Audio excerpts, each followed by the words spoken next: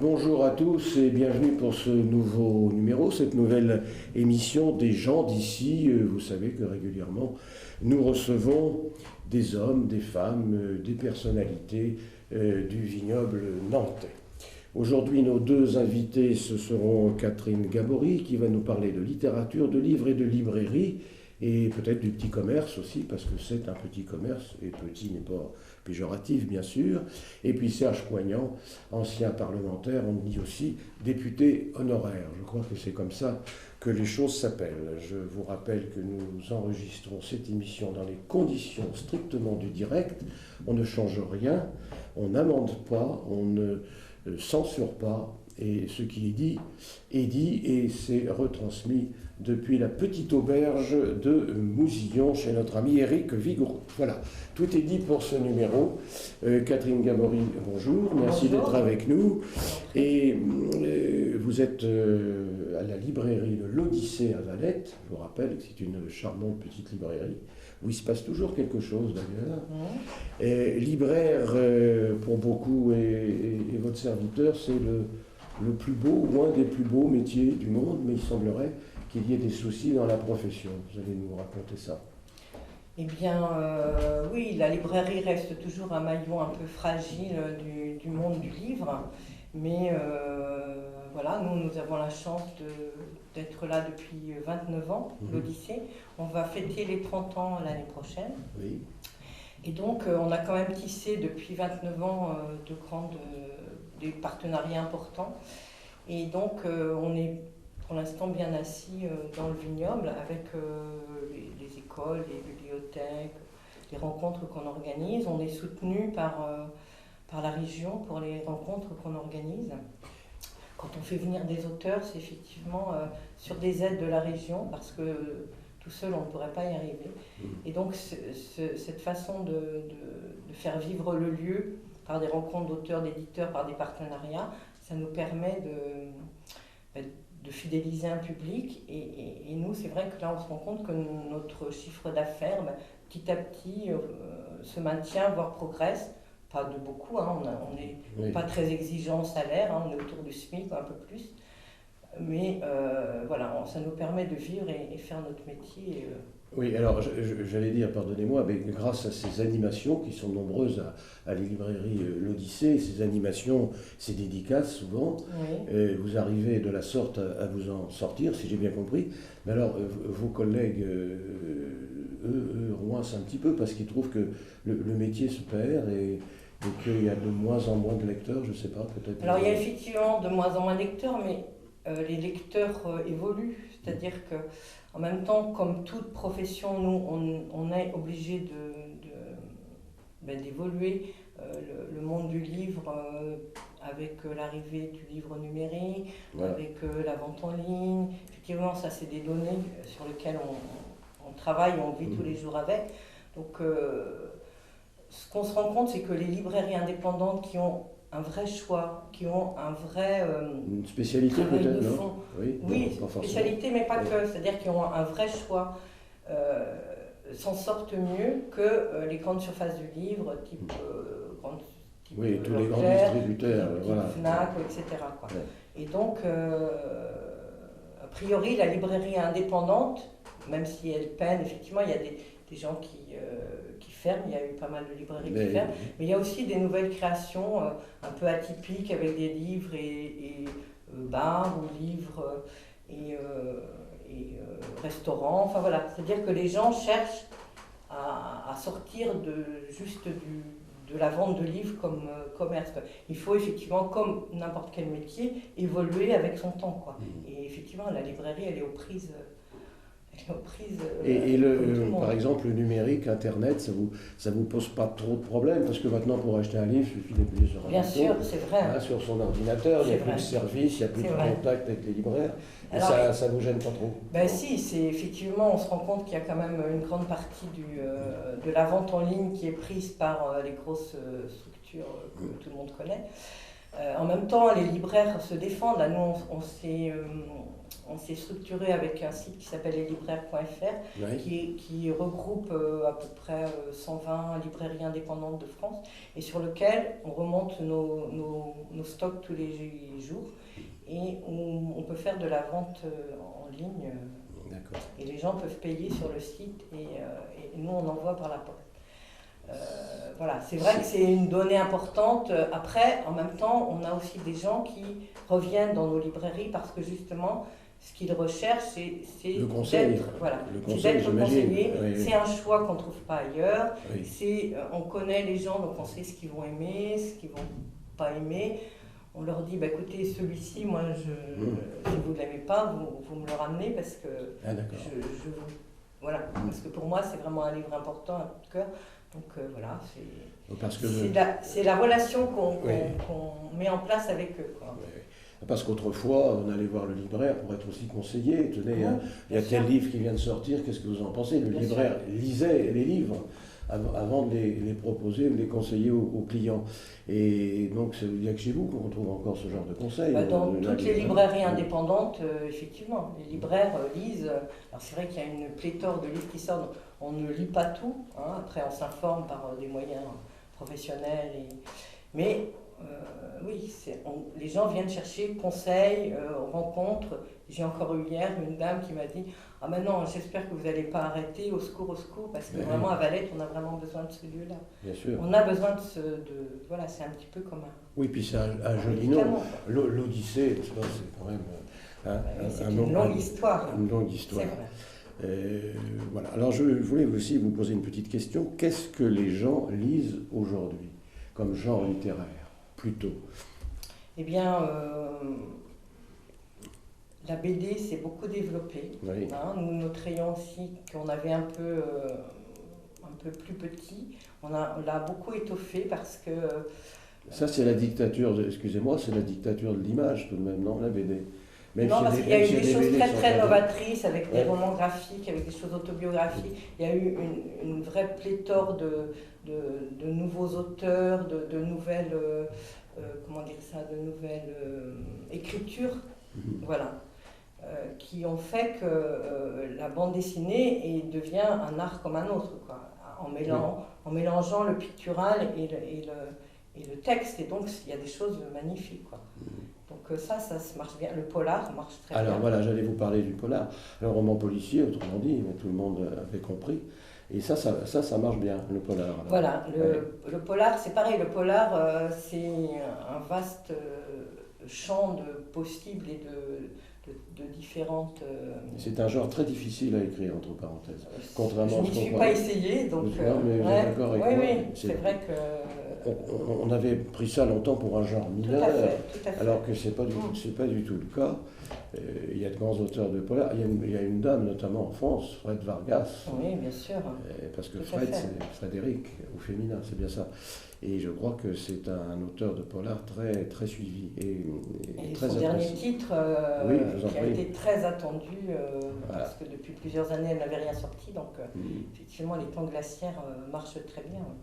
Après, il y a d'autres auteurs qui ont plutôt une veine un peu sociale ou politique. Et donc, le policier est aussi un témoin de la société dans laquelle on vit. Hein, donc, voilà. Et puis, il y a des thrillers qui sont plus ou psychologiques ou des veines à la cinéma. Et le thriller américain, notamment, qui aussi a une très bonne presse en France, hein, du point de vue livre. Oui, les auteurs américains sont un peu spécialisés là-dedans. Je voudrais qu'on évacue ou pas une question qui me paraît importante. On dit que sur 10 ouvrages, il y en a à peu près 2 qui sont écrits par les noms d'auteurs sur la couverture et 8 qui ne sont pas 2. Ils sont écrits par on appelle ça des nègres, je crois, en littérature. Alors, avez-vous là-dessus des renseignements à nous donner? Non, je pense que tout ce qui est roman est écrit par les romanciers en eux-mêmes. Voilà. C'est pas sûr, hein. Si, vous êtes sûr? 95%, je pense. Après, effectivement, ceux qui écrivent beaucoup, ils ont des gens qui peuvent être derrière pour les aider. Après, tout ce qui est documents, que ce soit des documents politiques ou des essais, ça, effectivement, il y a des gens qui sont derrière. Oui. Alors, quand on va dans des salons littéraires, des salons du livre, moi je vois bien les clients, les gens qui achètent des livres aux gens, aux personnalités connues. Oui.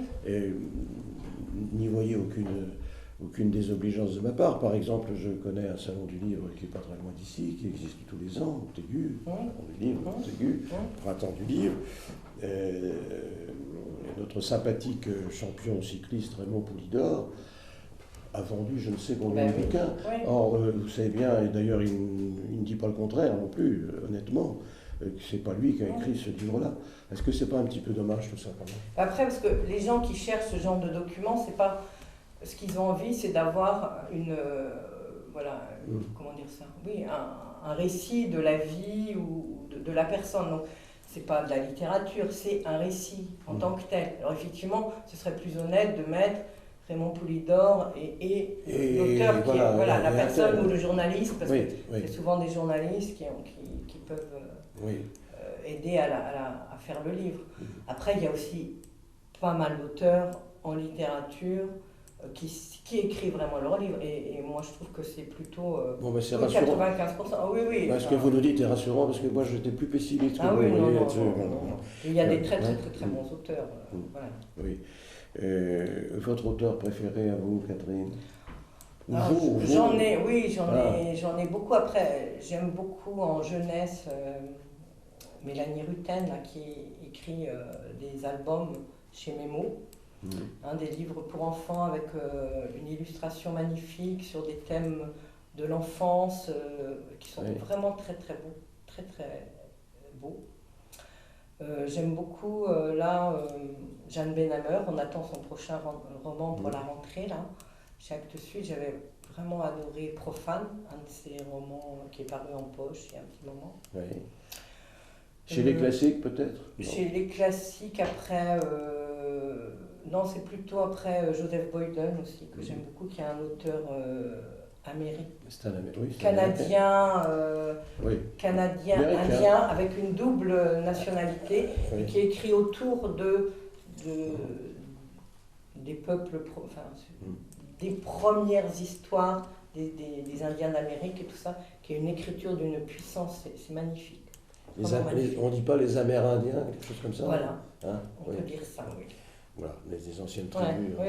Très bien. C'est un livre d'une puissance poétique et un souffle. Vraiment, je vous conseille Joseph Boyden. Bon, alors pour les gens qui nous écoutent, on va donc vous retrouver à la librairie Odyssée de Valette, et puis bien bon vent aux librairies indépendantes. Puis je crois qu'à la rentrée, il y a une manifestation intéressante avec les deux Charles.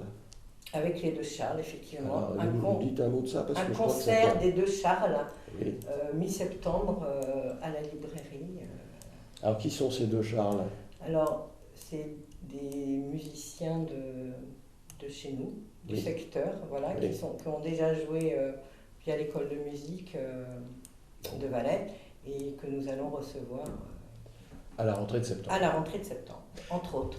Merci Catherine Gabory, merci d'être venue avec nous. Je rappelle que vous tenez cette librairie L'Odyssée à Valette, et puis que l'on ne manquera pas d'aller vous redire un petit bonjour. Merci d'être venu avec nous.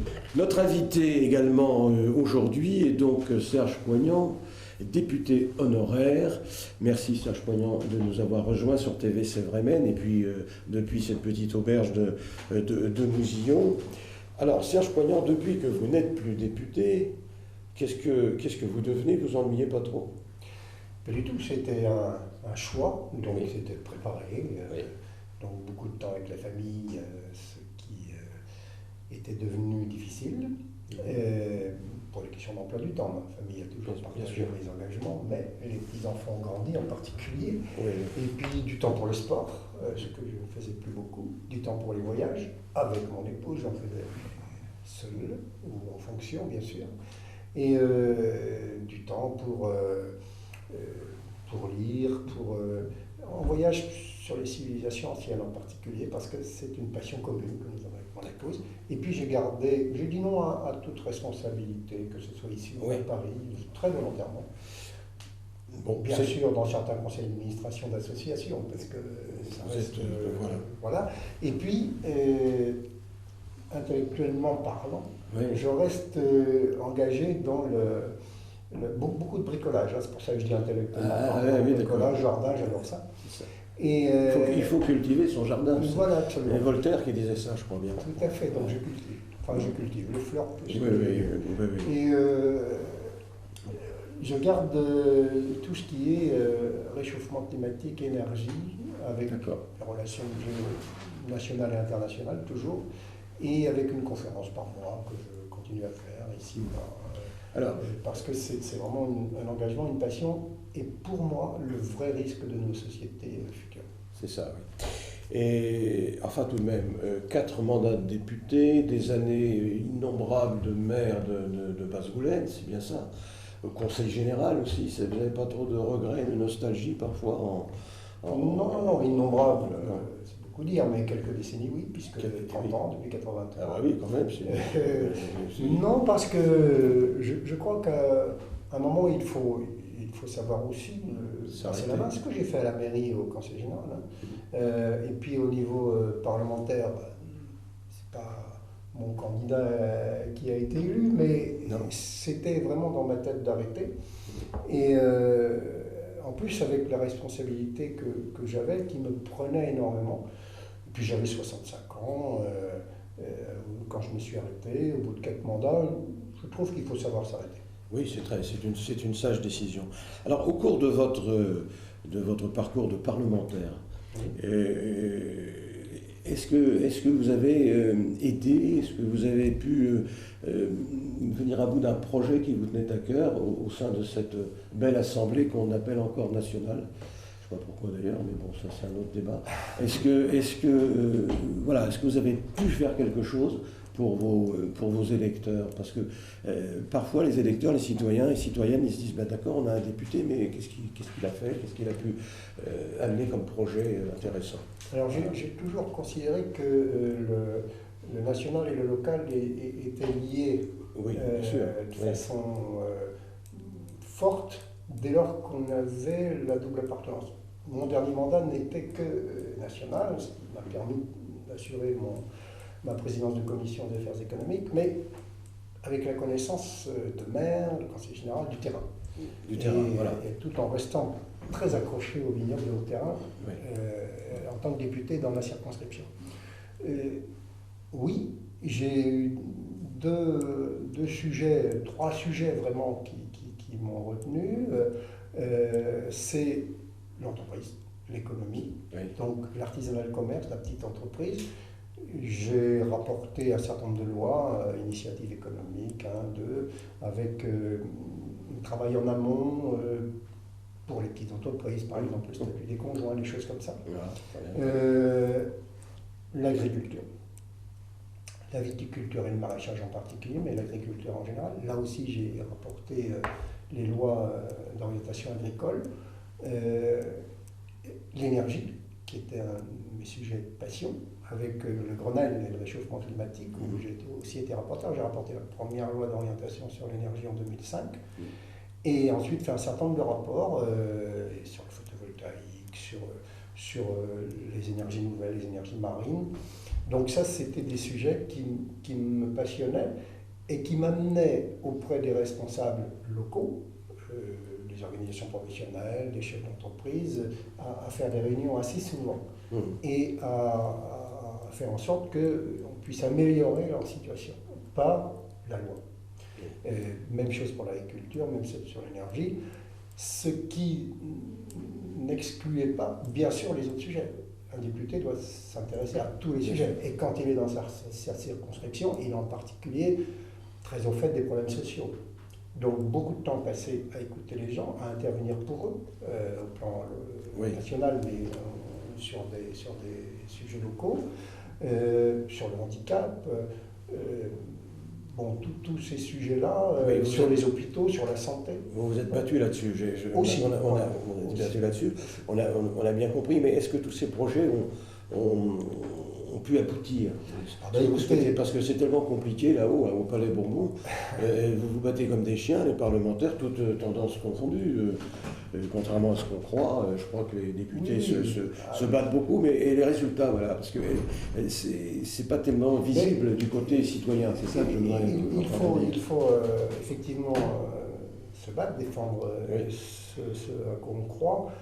À Paris, mais aussi au niveau de l'Europe, quand on est député national, et surtout quand on est président de commission, on est très souvent en relation, et on y va, dans les pays européens, rencontrer nos homologues étrangers, parce que sur les questions agricoles, par exemple, sur les questions de la pêche, sur l'ouverture des marchés, il faut être présent pour défendre son pays et les lois qui vont venir par rapport aux directives européennes. Donc ça, je l'ai fait assez régulièrement, les dernières années en particulier. Mais est-ce que vous avez la sensation qu'il y a eu perception de ces choses-là qui ont été faites par vous, entre autres, au sein de la population? Oui. Je vous pousse un petit peu là dans les non, mais je veux dire. Si vous voulez, bon, on dit oui, il y a des lois qui s'entassent. Mais c'est vrai. Ouais. Bon. Ceci étant, il y a aussi beaucoup de décrets derrière, des décrets qui ne sortent pas. Et moi, j'ai fait beaucoup de contrôle de la loi pour savoir pourquoi les décrets ne sortaient pas. Ensuite, il y a, bon, c'est pas un secret, hein, dans les cabinets, les fonctionnaires qui disent ah oui, mais vous avez voté ça, mais le grand A, il faut mettre un petit tas derrière et puis ensuite un petit E. On complique beaucoup les choses parce qu'on ne veut pas prendre de risques. Alors ça, c'est vrai que c'est pas tellement lisible, mais l'amélioration des situations se fait heureusement par la loi. Et quelquefois, j'ai été de ceux même dans ma propre majorité à dire attendez, vous l'exécutif, vous proposez, vous faites des projets, et c'est tout de même le Parlement. Oui, j'allais vous dire. Qui est élu par la population. Oui, j'allais y venir, Serge Poignant. Ce serait bien que le Parlement parle un petit peu, hein, plutôt que. Bon, voilà, ceci est une et puis, quand je recevais dans mon bureau mes électeurs, quand je dis électeurs, c'est électeurs au sens large. Hein. Une fois élu, on ne fait pas de différence entre quelqu'un de droite ou de gauche, on est pour l'ensemble des habitants du vignoble. Et là, oui, je pense que ceux qui avaient besoin qu'on intervienne pour eux, auprès d'une administration, auprès d'un service, là, ils comprenaient effectivement le rôle du parlementaire. Voilà. On parlait d'agriculture tout à l'heure, on va parler aussi du vignoble. Et il y a une loi qui s'appelle la loi E20 qui a été légèrement retoquée ces jours-ci. Alors bien que vous ne soyez plus parlementaire, vous avez sûrement un avis sur la question. Vous avez l'air ravi que la loi E20 ait été retoquée là, non? Alors, pas ravi, mais... La loi E20 n'a pas été retoquée. Ah, bon, alors... Voilà. La loi E20 n'a pas été... Je précise bien. Oui, parce que justement... Amendée, alors, un petit peu Même pas. Je veux dire, l'esprit de la loi E20 demeure, mais j'ai été de ceux qui ont écrit un livre blanc sur la viticulture. D'accord. Vous disiez, est-ce qu'il y a un sujet, en voilà un, par exemple.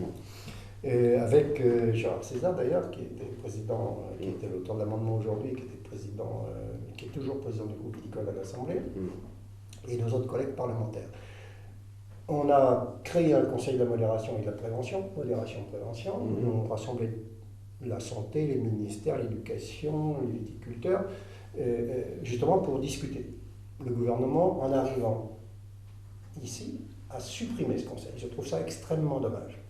Ensuite, j'ai été l'auteur d'un amendement déjà sur la loi HPST, c'est-à-dire avec Roselyne Bachelot, Santé Territoire. Qui fait du cinéma maintenant. Pour dire, attention, la loi E20, à l'époque, il n'y avait pas Internet. Donc il y a un vide juridique, il faut que le viticulteur... Alors, au-delà de la discussion, la viticulture, c'est une économie, c'est un patrimoine, c'est une culture, ce qui est vrai, j'ai toujours défendu ça. Mais au-delà de ça, il faut quand même que le viticulteur puisse communiquer. Il pouvait le faire à l'étranger, mais pas en France, sur Internet. Ça a été réglé. Ensuite, il fallait qu'on dise, bah, attention, oui, on va lutter, ça c'était à l'époque de Roselyne Bachelot, on va lutter contre la consommation excessive d'alcool, en particulier dans les fêtes étudiantes, gratuites, à volonté, etc. Oui, il fallait arrêter ça. Mais en même temps, il ne fallait quand même pas que l'on condamne les vins d'honneur, moi qui suis brévin, et toutes les fêtes traditionnelles de la France. Bon, on a réussi à faire ça. Maintenant, il reste une espèce de jurisprudence qui fait qu'il n'y a aucune sécurité dans la communication. Alors, communication, information, publicité encadrée, et en particulier pas de publicité spécifique au niveau des jeunes ou pour les publics en difficulté, mais communication, publicité quand même, parce que le vide juridique faisait, par exemple, ou la jurisprudence aujourd'hui, que vous, journalistes, vous, écrivains, vous, organisateurs d'énotourisme, ah ben, vous risquez d'être condamné, parce que c'était le cas pour 3 journaux d'ailleurs, parce que vous faisiez à travers votre développement et en parlant du vin et de la vigne, vous prêtiez le flanc aux tribunaux. Corrigeons ça, c'est pas alors Marisol Touraine me dit c'est un coup dur porté à la santé. Oui, c'est pourquoi Pas du tout. Je vous posais la question. C'est caricatural, et 2, c'est faux. C'est préciser les choses pour faire en sorte qu'il puisse y avoir cette communication et cette publicité pour notre patrimoine. Voilà. Et puis en Touraine, il y a du vin aussi. Bon. Voilà. Dites-moi, vous avez bien connu l'UMP, n'est-ce pas? Et maintenant, ça s'appelle les Républicains. Quel est votre avis là-dessus? J'ai rien contre le nom Les Républicains, parce que effectivement, je pense qu'il fallait tourner la page de l'UMP et trouver un nouveau nom qui rassemble largement, comme le faisait l'UMP d'ailleurs, mais peut-être encore plus largement. Simplement, c'est difficile à dire quand il n'y a pas de sigle. Mais ceci étant, je crois, attachons-nous au fond et pas à la forme. D'accord. Moi, pas que la forme, vous savez, parfois c'est aussi important. Il y a eu des élections départementales dernièrement. Alors là, il y a aussi des gens qui ne comprennent pas trop. Au nom de l'économie, on a diminué les cantons et en même temps, on a augmenté les conseillers départementaux. C'est pas un petit peu paradoxal tout ça, non? Complètement, mais nous avions légiféré justement pour faire des économies. C'est-à-dire, nous avions légiféré pour faire des conseillers territoriaux. Conseillers territoriaux, c'était départementaux, conseillers régionaux, conseillers départementaux, siégeant au sein de la même assemblée, et faire en sorte qu'on diminue le nombre d'élus autant sur le plan départemental que régional. La loi a été supprimée pour arriver à ces conseillers départementaux d'aujourd'hui. Résultat des courses, effectivement, la Loire-Atlantique, il y avait 59 conseillers généraux, il y a aujourd'hui 31, enfin il y avait 59 cantons, 59 conseillers généraux, il y a aujourd'hui 31 cantons, 62, puisqu'il y en a 2 par 62 conseillers départementaux, donc plus qu'avant. C'est surréaliste. Donc c'est un peu surréaliste, et la région ça ne bouge pas. Donc voilà, donc les économies, nulles. Alors, oui, il y a eu la parité, d'accord, mais au niveau des économies, rien de spécial.